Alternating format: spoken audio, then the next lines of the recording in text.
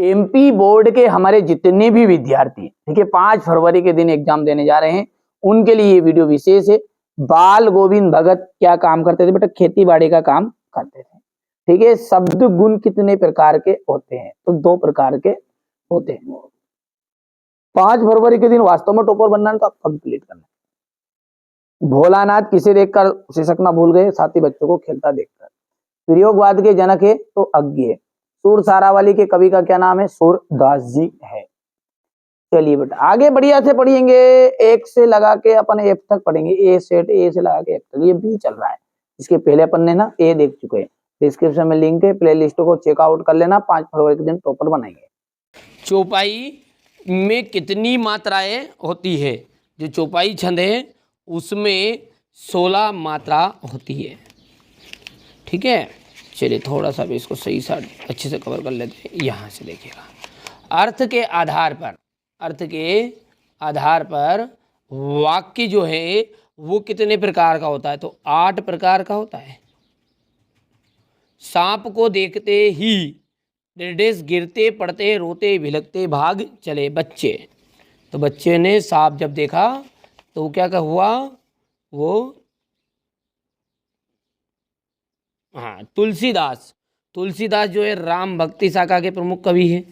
राम भक्ति शाखा। महाकाव्य में जीवन का निर्देश चित्रण होता है, समग्र चित्रण होता है। छंद 2 प्रकार के होते हैं, मात्रिक छंद और वार्णिक छंद। वो भी छंद के अंदर है, उदाहरण है ना। बाल गोविंद भगत का बेटा सुस्त तथा बोंदा था, तो यहाँ पर जाएगा सुस्त तथा बोदा। चलिए नाटक का जो सम्राट है, नाटक के सम्राट जे शंकर प्रसाद को उपलब्धि दी गई है ना, राम वृक्ष बेनीपुरी। राम वृक्ष बेनीपुरी का जाएगा पिता के फूल। परिणामवाचक क्या है? क्रिया के परिणाम का बोध, ये तीसरा हो गया आपका। हिरोशिमा कविता जो कवि ने वो रेलगाड़ी पर में बैठे बैठे लिख दी थी। वाराणसी जो है वो जे शंकर प्रसाद का जन्मस्थल है, ये आपका 5 हो जाएगा। और आवश्यकता से अधिक बढ़ा चढ़ा कर कहना, ये आपका अतिशयोक्ति अलंकार हो जाएगा, ये आपका 6 हो गया। आगे समझ में।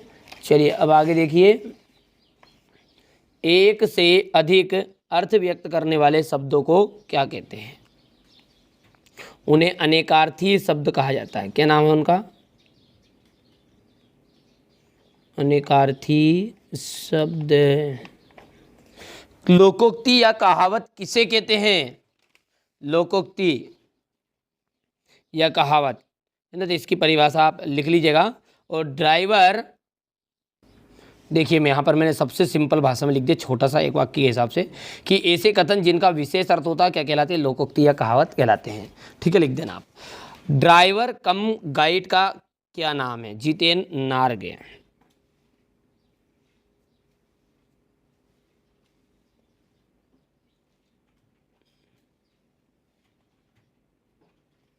शिव का धनुष किसने तोड़ा था? राम ने। हो गया। आगे है आपका भयानक रस का स्थायी भाव। भयानक रस का स्थायी भाव होता भेय। और हजारी प्रसाद, ये 6 है। हजारी प्रसाद द्विवेदी जो है किस युग के लेखक है? तो छायावादी लेखक है ये। अब देखिए सत्य में राम पढ़ता है प्रश्नवाचक वाक्य नहीं, ठीक है। ये क्या है आपका? प्रश्नवाचक वाक्य नहीं हो सकता क्योंकि उसमें क्वेश्चन टेक आता है, ठीक है। सारे देश की आस्थाएं अंधविश्वास एक सी नहीं है, तो ये बात आपकी आ सकती है। हिरोशिमा में परमाणु बम गिरा हुआ था, बिल्कुल सत्य है। निराला ने बादलों से रिमझिम बरसने के लिए कहा है,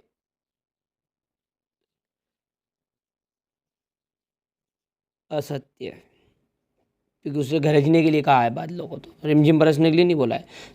चौपाई छंद में 24 मात्राएं होती है, नहीं भैया 16 होती है, तो ये बात आपकी हो जाएगी असत्य। बाल गोविंद भगत ग्रस्त नहीं थे,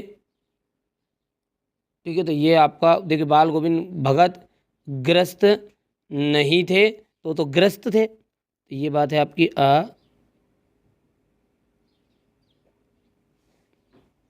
ठीक है, समझ में आ गया है।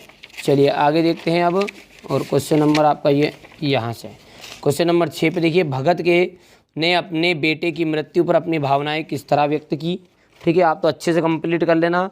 ठीक है भैया, यहाँ से अभी सारा सॉल्यूशन आपको अगले वीडियो में कवर कराऊंगा, मैं सबको समझाऊंगा जिस तरह से विकल्प रिक्त स्थान समझाएं। चलिए यहाँ से आप तो स्क्रीनशॉट ले लो जब तक आप बढ़िया से ना। ये देखिए क्वेश्चन नंबर 13 हो गया है।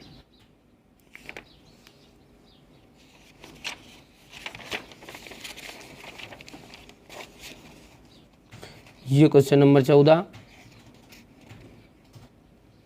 15, 16, 17, 18,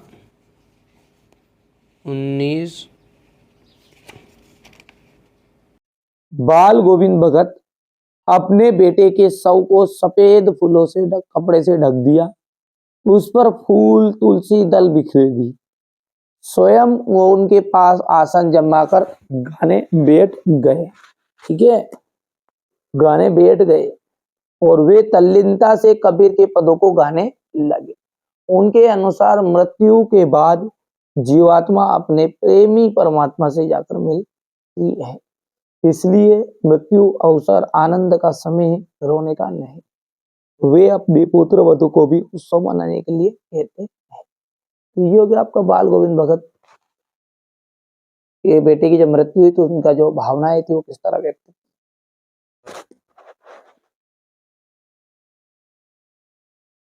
क्वेश्चन नंबर आपका जो 6 का अथवा है, बिस्मिल्लाह खां के व्यक्तिगत की विशेषताएं। देखिए, अहंकार तथा बनावटी उनका जो जीवन है उससे दूर थे। ठीक है भैया, स्वभाव से भोले भाले तथा सरल थे।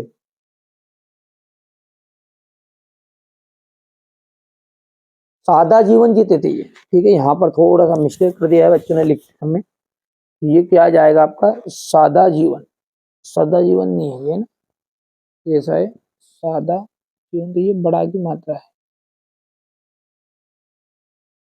ठीक है भैया, सादा जीवन जीते थे। अब यहाँ से आप देख सकते हैं ये क्वेश्चन नंबर 7 है। बढ़िया से आप तो कंप्लीट कर लेना, स्क्रीनशॉट के माध्यम से आप पूरा आप तो कंप्लीट करो, है ना।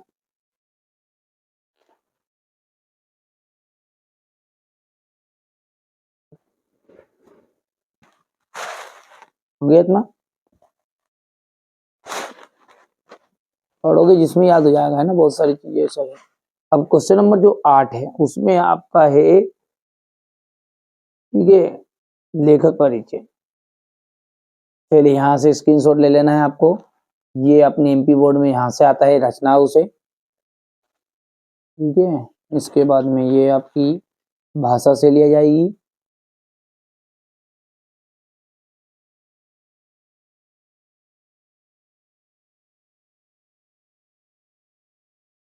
हो गया इतना।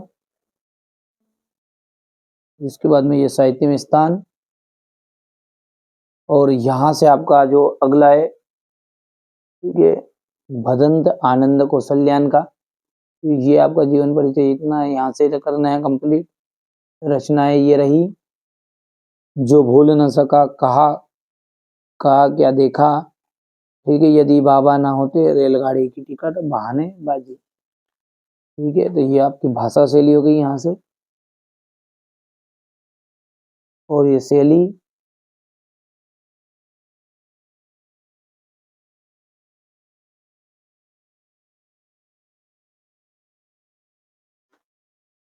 और यहाँ से देख लीजिए भावात्मक शैली। और साहित्य स्थान आप ऐसा लिखना कि इनका साहित्य में एक विशिष्ट स्थान है, इनका साहित्य में एक विशिष्ट स्थान है, इनके सहयोग के लिए हिंदी साहित्य इन्हें सदाई स्मरणीय करेगा।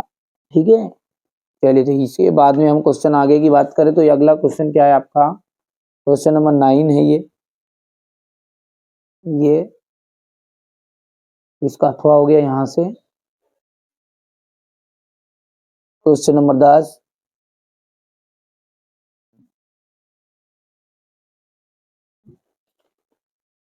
ये अथवा हो गया यहाँ से। ये क्वेश्चन नंबर 11 हो गया, और ये आपका क्वेश्चन नंबर 11 का अथवा। अब आगे की बात करें अपन तो क्वेश्चन नंबर जो 12 है इसमें आपको एक तो मंगरेश डबराल, तो ये मंगरेश डबराल का जो जीवन परिचय दिया है तो यहाँ से आप कर सकते हैं।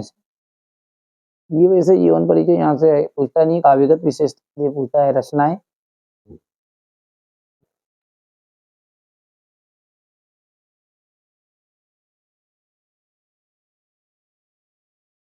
पहला पक्ष हो गया।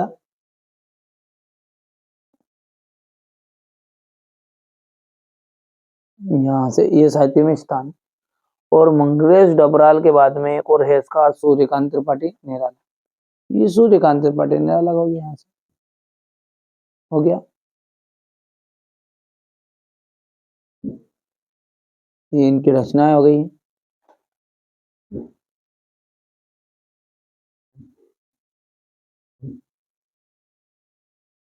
यहाँ से हो गया है, ये कला पक्ष है।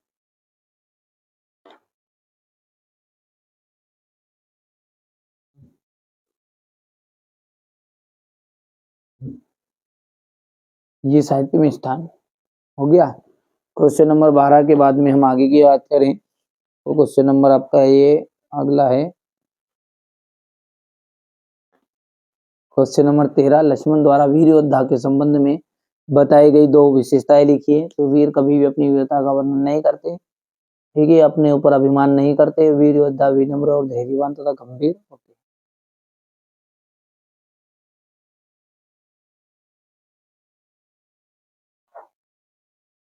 चलिए अगला देखते हैं, और अगला क्या है आपका क्वेश्चन नंबर 14 है ये, ठीक है, ये इसका अथवा है।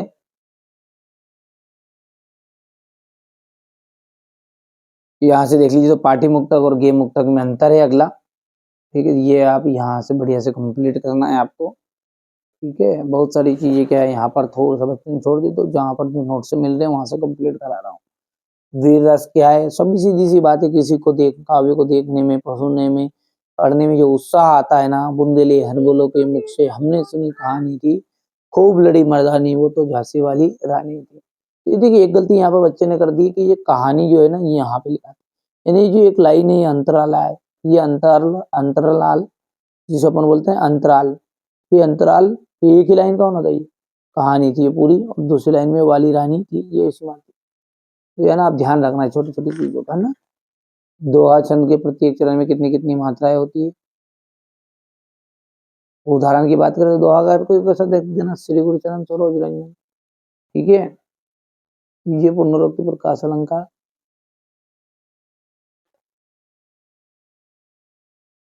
अगला आपका कहानी और उपन्यास में अंतर, थोड़ा सा बड़ा लिखना है, यहाँ पर बच्चे ने 2 लिख दिया, जैसे सर्च करोगे वो कंप्लीट कर मिल जाएगा ना। तो ये एकांकी किसे कहते हैं, 2 एकांकीकारों के नाम और उनकी रचनाएं।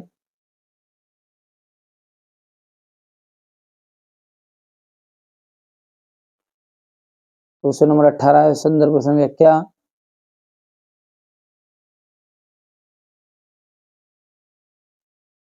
इसके बाद में ये अथवा जाएगा। अच्छा क्वेश्चन नंबर 18 से आपको पहले एक बार स्क्रीनशॉट दे दूं, है ना।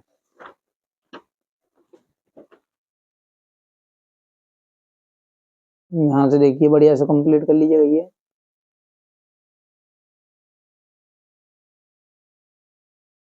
हो गया। इसके बाद में ये हो गया भैया।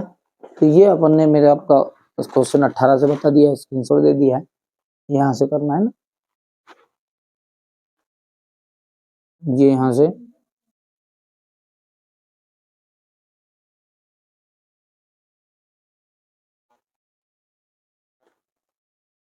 ये यहाँ से देख लीजिए क्वेश्चन नंबर 19।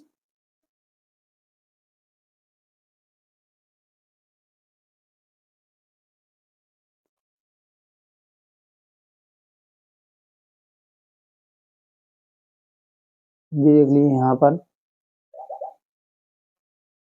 यहाँ से हो गया। फिर इसके बाद में ये